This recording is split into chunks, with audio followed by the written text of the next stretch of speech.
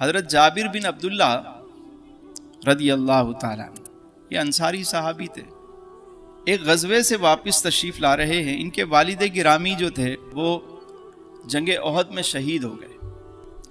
ان کی 9 بیٹیاں تھیں اور غریب صحابی تھے اور کچھ قرض بھی تھا۔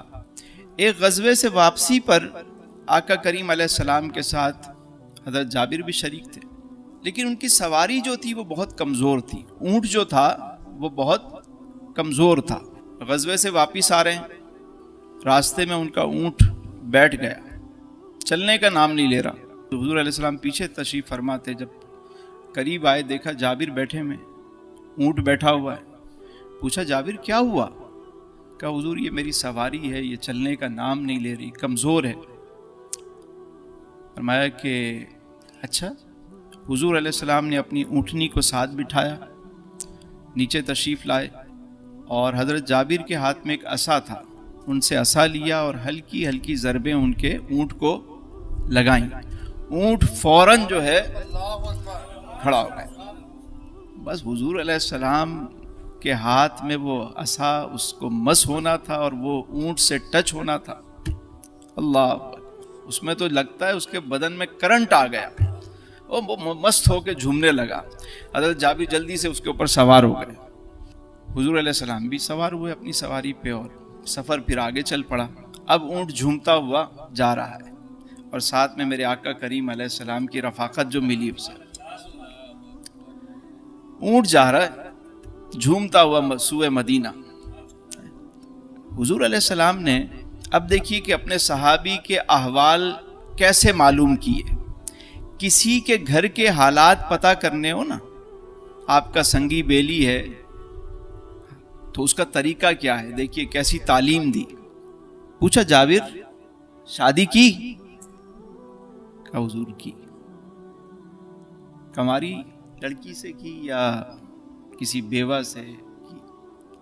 حضور اپنی سے بڑی عمر کی ایک بیوہ تھی، اس سے شادی کی۔ میں جابر تم تو جوان ہو، ینگ ہو، کوئی جوان لڑکی سے شادی کرتے، اپنی سے بڑی عمر کی لڑکی سے شادی کیوں کی؟ حضور آپ تو جانتے ہیں میرے والد جنگ احد میں شہید ہو گئے تھے، میری 9 بہنیں ہیں، بعض روایات میں 6 بھی آتا ہے، بعض میں 7 بھی آتا ہے، تو میری بہت ساری بہنیں ہیں اور والدہ ہیں نہیں، والد بھی شہید ہو چکے ہیں۔ اگر میں کسی جوان لڑکی سے شادی کرتا اور وہ ساری گھر میں آپس میں سارا دن لڑتی رہتی، تو میں بڑی عمر کی عورت سے شادی اس لیے کی کہ گھر میں کوئی بڑی خاتون ہو اور وہ میری بہنوں کا خیال رکھے، ان کے بال بنائے، ان کی دیکھ بھال کرے، ان کی شادیوں میں ہیلپ کرے۔ حضور علیہ السلام کو اپنے صحابی کی یہ بات سن کے بڑا پیار آیا کہ دیکھو اپنی بہنوں کی خاطر کیسی قربانی دی۔ اب مدینے کی طرف روانگی ہے۔ پھر حضور علیہ السلام نے پوچھا، فرمایا کہ ہم مدینے سے پہلے ایک جگہ پڑاؤ ڈالیں گے، اور ظاہر ہے کہ تمہارے گھر والوں کو اطلاع مل چکی ہوگی، سب لوگوں کو اطلاع مل جاتی تھی کہ قافلہ واپس آ رہا ہے، تو تمہاری بیوی تو تمہارے لیے تکیے لگا کے، تکیے سجا کے بیٹھے گی، تمہارا استقبال کرے گی۔ تو حضرت جابر کہنے لگے حضور ہمارے گھر میں کہاں تکیے، ہمارے گھر میں تو کوئی تکیہ ہی نہیں ہے۔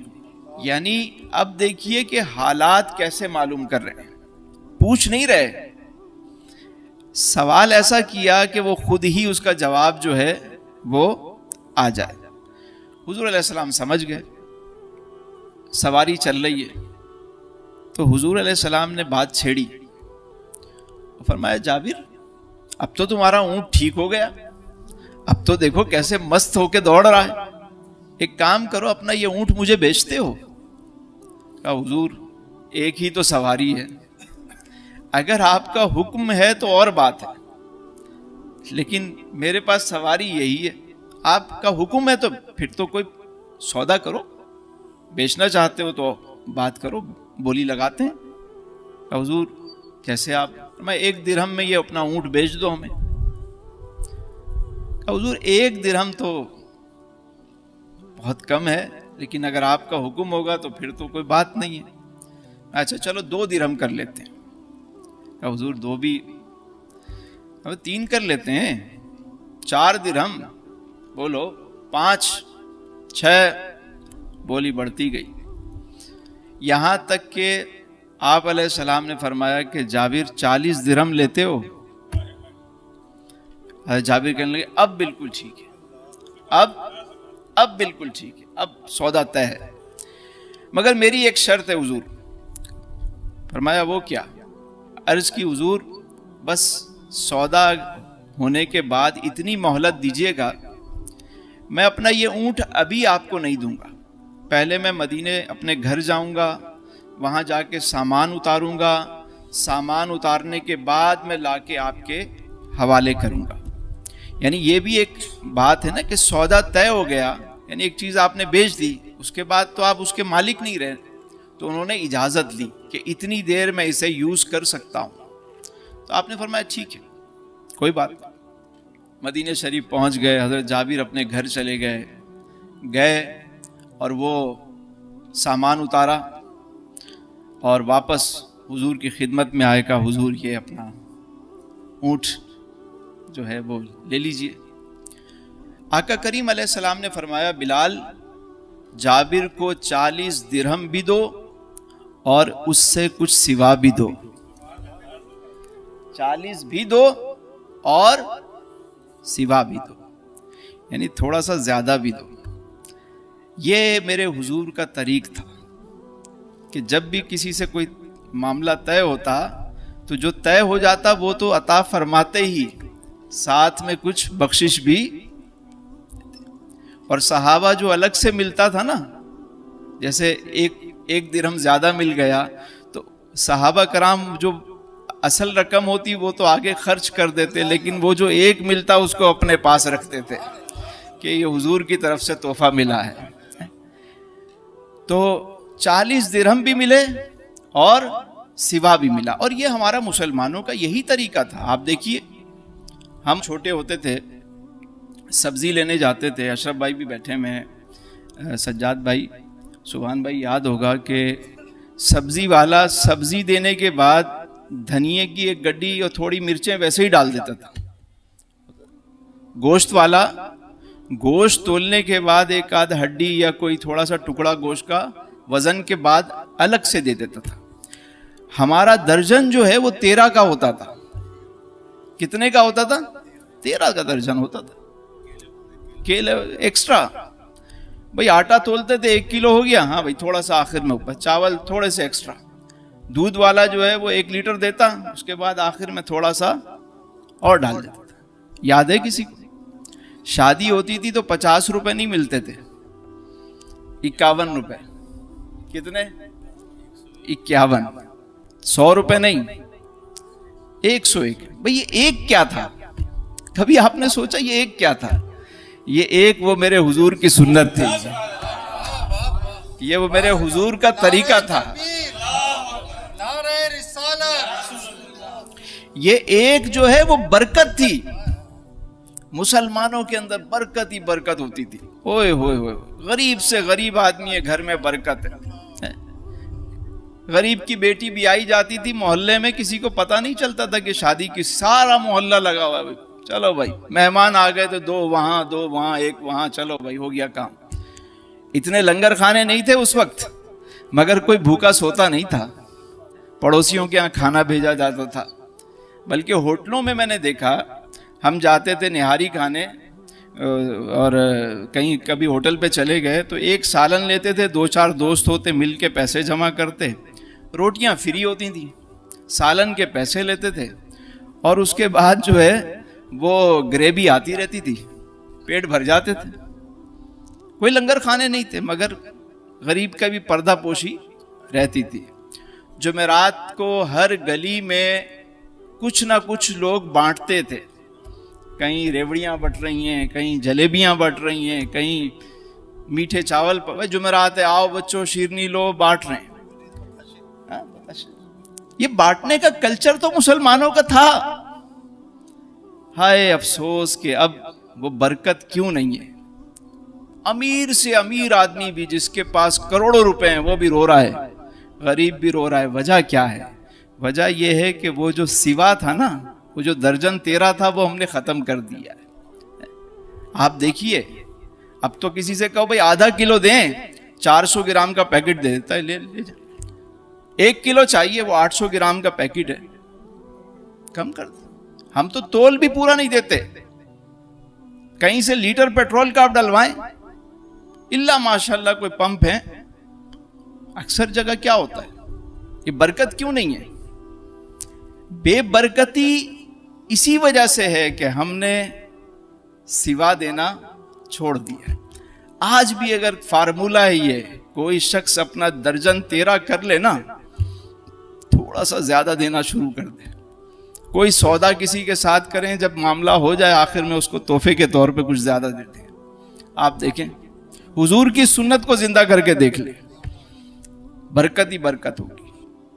ہمارے ایک دوست تھے، عمرے پہ ساتھ تھے، تو ہم گئے تو وہ وہاں جب بعد میں حلق کرواتے ہیں، بال اترواتے ہیں، تو وہ گئے تو وہ جو بال کاٹنے والا تھا اس کو کہا کتنے پیسے؟ اس نے کہا بھائی میں 10 ریال لوں گا. 20 ہو گئے. ہم 2 لوگ تھے، تو وہ کہنے لگے نہیں ہم 15 دیں گے. اس نے کہا نہیں بھائی 15 میں نہیں ہوگا، یہ ہوگا. چلو مطلب کرتے کراتے اس نے کوئی 16 ریال یا کتنے میں یا 15 میں طے ہو گیا، مجھے صحیح یاد نہیں ہے فیگر. تو بات ہو گئی. اس نے کہا بولا چلیں بھائی بیٹھ جائیں. دونوں کے اس نے بال اتارے، پیسے دینے لگا تو اس نے 100 ریال نکالے اور اس کو دے دیے. وہ باقی دینے لگا، اس نے کہا کوئی بات نہیں سارے رکھ لو. ہم دونوں باہر نکلے. میں نے کہا یار تجھے اتنے دینے تھے تو تو نے اتنی بحث کیوں کی اس کے ساتھ؟ بھائی جب دینے ہی تھے تو اتنا ٹائم تو نے پہلے 10 منٹ لگا دیے آپس میں. کہہ رہا ہے کہ اس کو توقع نہیں تھی کہ یہ زیادہ دے گا. اسے یہ توقع نہیں تھی کہ یہ ایکسٹرا دے گا مجھے. وہ تو کہہ رہا بڑی مشکل سے یہ کوئی آ گیا میرے پلے پڑ گیا ہے جو 1 ریال کے لیے اتنا. کہہ رہا ہے جب میں نے اس کو دیا اور اس کے چہرے کا رنگ تم نے دیکھا تھا؟ میں نے کہا ہاں. کہہ رہا کیسے خوش ہوا؟ کہ بس وہ خوشی مجھے دیکھنی تھی.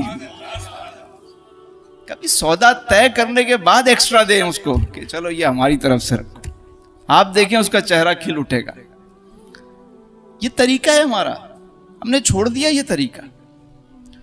تو آقا کریم علیہ السلام نے فرمایا بلال اسے 40 درہم دو اور کچھ سوا دو. انہوں نے 40 درہم بھی دیے، کچھ اور بھی عطا کیا. حضرت جابر لے کر جانے لگے. اب دیکھیے اللہ اکبر، اللہ جانے لگے تو میرے آقا کریم نے فرمایا بلال یہ اونٹ پکڑو، یہ بھی جا کے جابر کو تحفتاً دے دو.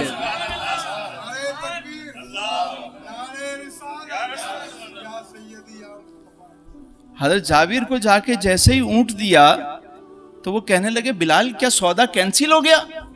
کہا نہیں. بھاگے ہوئے حضور کے، حضور کیا سودا کینسل؟ میں نہیں، سودا تو طے، وہ تو ہو گیا، تمہیں مل گئے پیسے، یہ اب ہماری طرف سے تحفہ قبول کرو.